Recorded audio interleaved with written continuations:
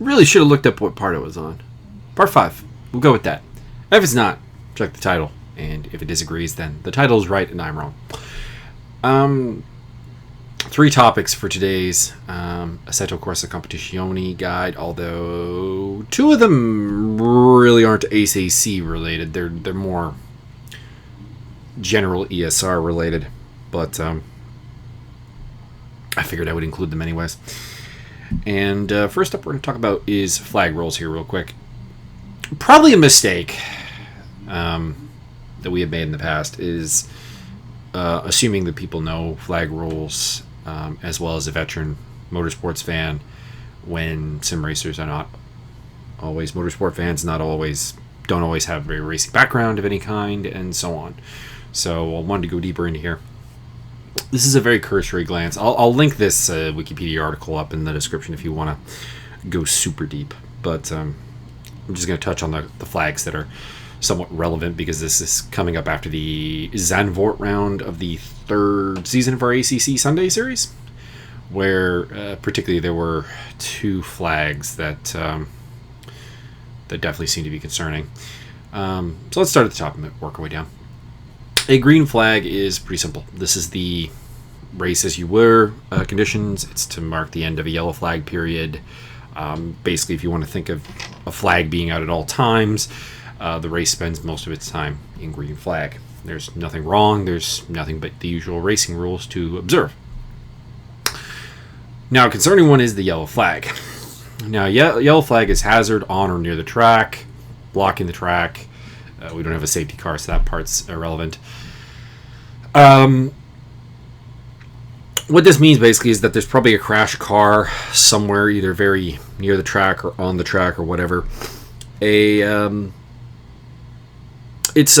Safety takes priority over racing, basically. A yellow flag suspends racing. Not in the sense that we all go to the pits or whatever, but in the area of the yellow flag, you are careful. You do not overtake. You possibly might slow down.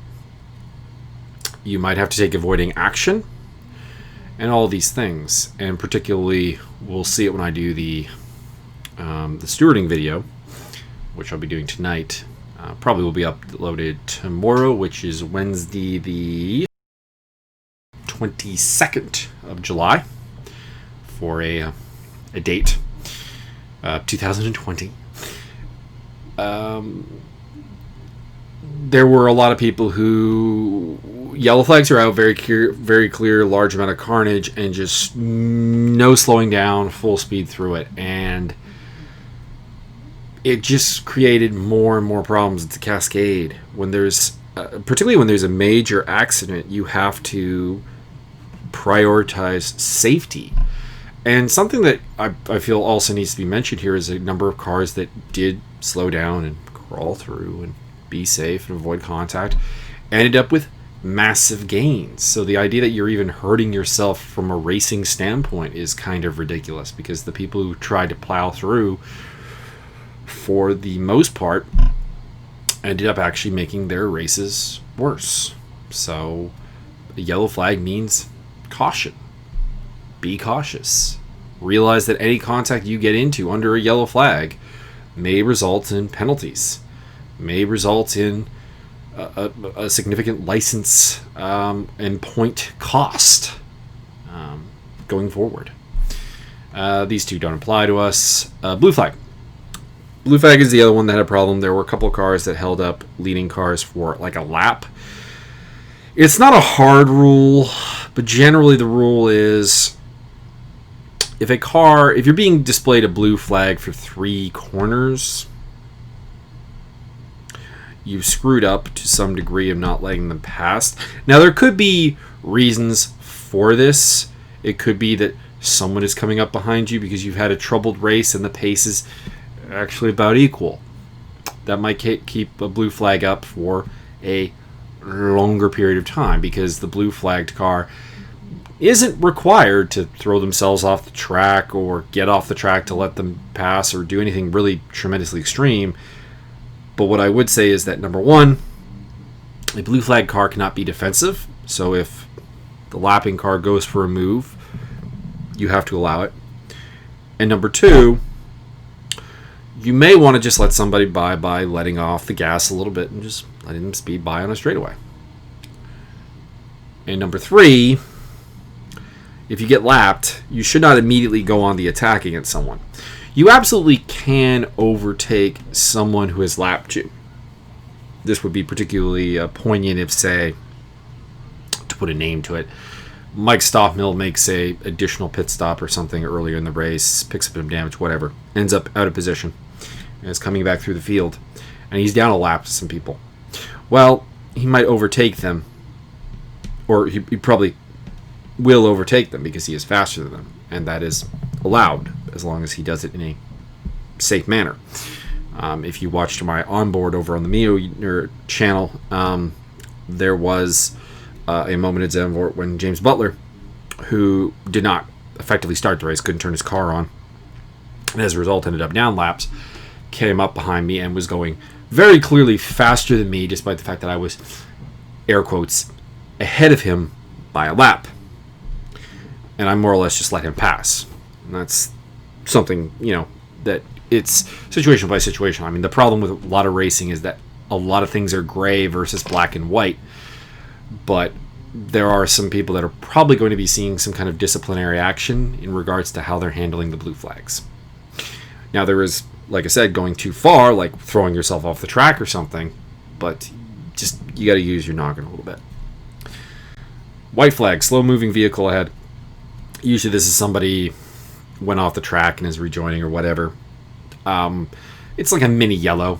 I guess it's be aware that there's a car rejoining or going very slow because of damage, and they will perhaps not act 100% predictably, and you need to account for that just to avoid contact. Now, it will be said that if you rejoin into another car, I'm going to say 9 times out of 10, the fault is going to probably be yours, because the emphasis, at least with ESR standards, are that when you rejoin the track, you must do so in a safe manner. So that's very important.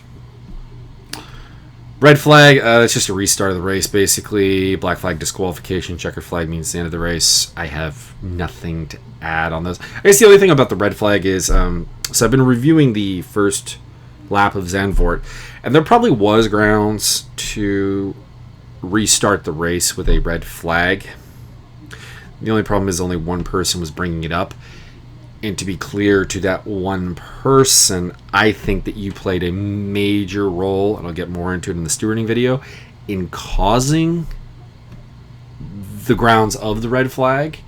So the fact that it ruined your race, in my opinion, is, to be honest, just a bit of karma.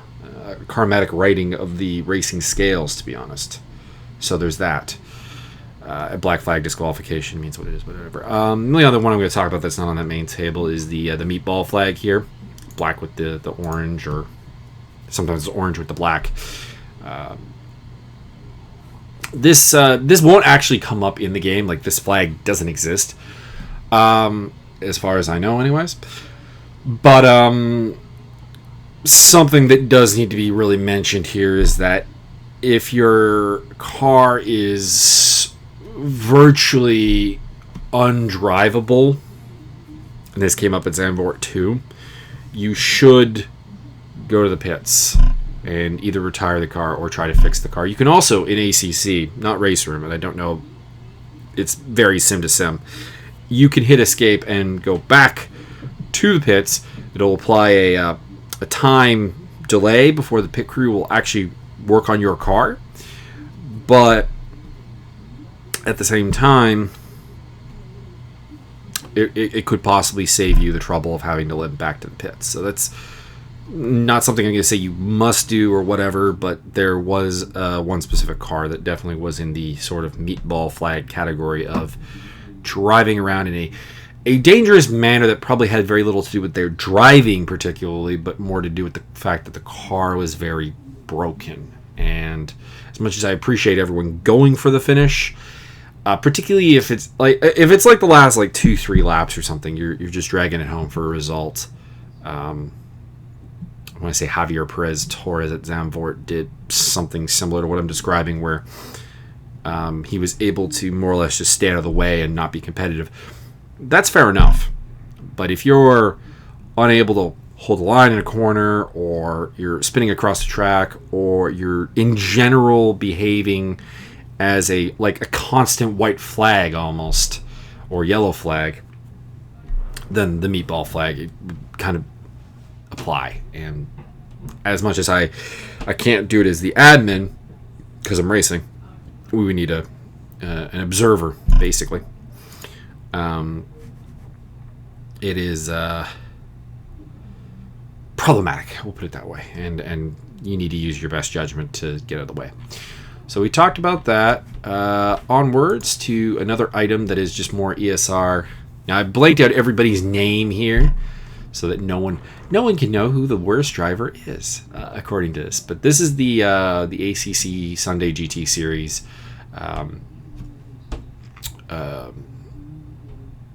Performance Index. And basically, a race weekend or a round is separated into two things: a Q rating and an R rating. Q being qualifying, R being race rating. And this is just basically your pace relative to the fastest car.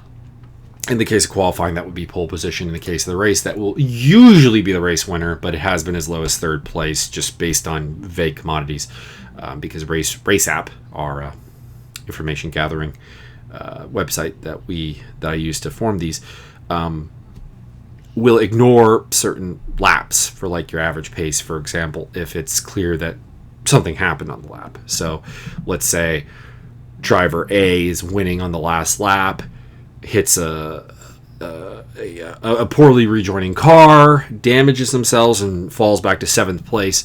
There's a reasonable chance that because that lap will probably be ignored, that they will still actually have the best average lap time of anybody. Just as an example. Now, I do ignore anything that's like not a sufficient sample size. So, for example, if you got just one qualifying lap in, it is a chance that will be completely ignored as a not valid information source. Oops, I'm gonna put that there. And then in the race, if you DNF on lap 5 of 25, for example, that would also be sort of a not valid information point, because I don't have enough laps to confidently say this is your average pace. So that is why you'll see, like, example, like this driver here has a Q rating for Barcelona, but no R rating. Probably was a DNF without making it sufficiently deep into the race. And there's similarly an example here, like we have an R rating, but no Q rating. Probably means that they didn't qualify, or they had a insufficient data point for the qualification. And this is done across all series, but I'm just showing you this one. Here is a color coding of what the ratings look like. So this is platinum. I know this is a blue and it's not a platinum, but at some point there's only so many freaking silvers I can do. Gold, silver, bronze. And this column will become public knowledge. So, for example, this driver here, we will all know as a gold driver, because that is their rating, and that will impact what cups they're available for in an ACC series. But I am going to probably keep this number here private. If you want to know yours, not a problem. But this will be hush-hush, just the admins know. / yourself if you want to know your own. The deviation column here is basically looking at your Q rating versus your R rating. So minus number means you're relatively slower in the race than you are in qualifying. Most people are in a minus situation with this, so don't worry if you have a minus. It's just when you get to like some big minus numbers. I was talking about this with number of the Porsche drivers being kind of high minuses. As an example of what I'm talking about, it indicates probably a lot of messing up over a longer run, be that driver related, car related, whatever the case may be. Excuse me, I have a little sniffle there. But there's that. And okay, a perfect score will be a 1.000. That's the pole sitter. So I'm kind of giving away this is, but I don't think you mind that with you being the top guy. And then in the race, you can get to similarly a 1.000. And then it really becomes a problem if we get into like 1.07, because that means you're like beyond the 107% rule, which would be a problem. That would be like where FIA, there's only 2 drivers in that boat, but that's where like FIA races would like not let you race because you are too slow. You are like 1997 Formula One Lola slow. Or Super Aguri back in the day. So that's it, basically. And this will, like I said, this will reflect, you'll have like an ESR overall rating, and it'll be certain, the series will have to take into account. Now, to be clear, not all the admins have actually agreed to use this, not all the organizers, but any series that I admin or organize will use this to basically make your classification. And then the only thing ACC specific, this is the custom entry list for our server. And people have been greatly confused when I bring up a custom entry and they think it needs a custom livery or whatever. It doesn't. What this does is it assigns certain information to your Steam ID, which I've removed for privacy purposes from everybody on this list. But it would be an S with with 12 numbers, I believe, after it in this place normally. I can assign you a race number. So, for example, I'm assigned race number 89. It doesn't matter what car, what number I bring in, it will be assigned 89, assuming 89 is available. If 89 is not available, it'll give me the next highest number that is available. So, for example, let's say 90 is available. It will give me 90. I can force a car model, which I'm not doing with anyone. Might have to, though, if people keep violating the number problem. Hopefully that was a one-time deal at Zandvoort, but we'll see. And I can override driver info, which I'm only doing for myself here because this is kind of like a test to see that the entry list is working. Because if I add like an extra comma there or something, it will stop working altogether. And when I join the server and note that my driver category is not gold, my name is not this, and like even if I want to change it, or if I want to really test it, I'll put like a 1 at the end of my name or whatever, or Michaelo, and see if it picks it up, sort of thing. Basically, kind of just forcing it to change things about me. And then you can also set someone to be server admin, which is just me. This is also how you would do multi-driver series. I haven't really gotten super deep into that because we don't really have the people, but might be a thing to look at in the far future. This is how I can allow the same car to be used while having a static number. So, for example, Vic Nash and Martin Hughes and Tommy Biglino, or what was it? What did you say? Bigino? What? I don't remember now. This is an example. They're all running the same 2C Motorsport car, but this is allowing it to appear with a different number. 190 for Tommy, 606 for Hughes, and then for Vic Nash, it's number 104. That'd be the thing. Same thing with like a Max Simmons, who technically is using a car that doesn't has a number available, but its car is 0, and the server will not assign a car the number 0, so it would constantly change Max to the lowest available number. It's not a big deal if no one takes 1, because it would always give him number 1. But if someone takes 1, then suddenly we have a, who comes first and whatever. So we've assigned him a race number of 2, just to kind of permanently handle that. And then Klaus Reitbauer for example, Klaus Reitbauer is assigned number 1. So let's say Max wasn't on this list. He joins the server, gets number 1. Now Klaus can't get his number, or if Klaus joins first, then Max's number becomes completely random.